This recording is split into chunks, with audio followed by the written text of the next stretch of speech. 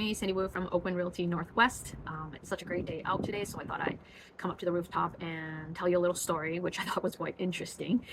It is about a family who resides in Vancouver and is struggling to pay off their monthly expenses, even though both husband and wife both bring in a monthly net income of $12,000. Yeah, you heard that right. So their gross income for the year is about $300,000.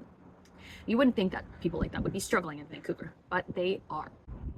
So this story is based off of a segment on the Ramsey Show, a podcast where the hosts take calls from people who asks for his advice on how to get rid of debt, often very crippling, and how to build wealth. So this guy by the name of Paymon calls into the show pleading for advice on how to deal with the situation he is in now. So just some background info on this family. Paymon himself makes $8,500 each month. That's his take-home amount. His wife used to make $4,000, but since she's on maternity leave, she's on EI, employment insurance, she brings home $1,600. Currently, they have the basement rented out. It's a 2-bedroom for $2,000 per month. So their combined income is just over $12,000. Not bad, right? So Paymon goes off to list all his monthly expenses, the biggest one being the mortgage payment. About 2 years ago, they purchased a home in the suburbs, a 20-year-old home for $1.4 million. At the time when they signed up for a variable rate mortgage, they were paying $5,400. And with all the recent rate hikes, now they are at $7,200. Yes, that's a lot of money. Then he goes off to tell the host that he purchased a $75,000 car, which amounts to $1,000 in car loan.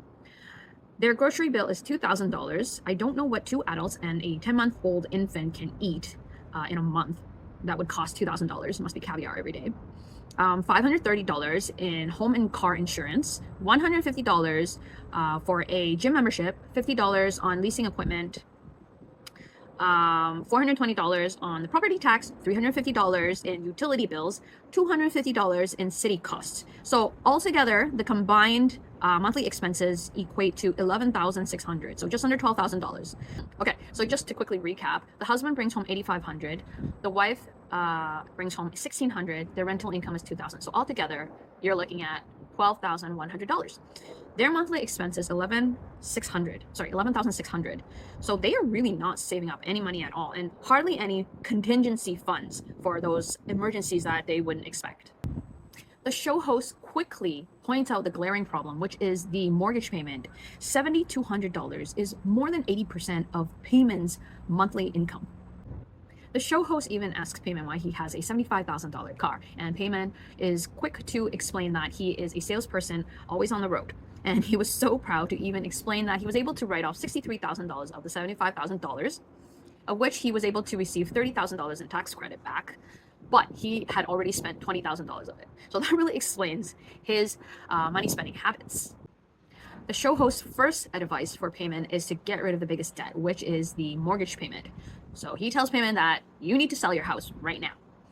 Then Paymon goes to explain that, oh, but we have the 2-bedroom downstairs bringing in $2,000. The show host quickly points out that it is not reliable income. And he goes, do you remember COVID? The show host then reminds Paymon, do you remember what happened during COVID? Tenants were not paying their rents. The show host then goes on to suggest to Paymon that him and his family sell the current house and temporarily move into a rental. To which Paymon replies, yes, but even a 2-bedroom condo is $4,000 per month. So the show host goes, yes, it's $4,000, but not $7,200. The point right now is for you to decrease your debt. So let me ask you, viewers, what do you think of Paymon's current situation? Do you think selling his house is the best solution?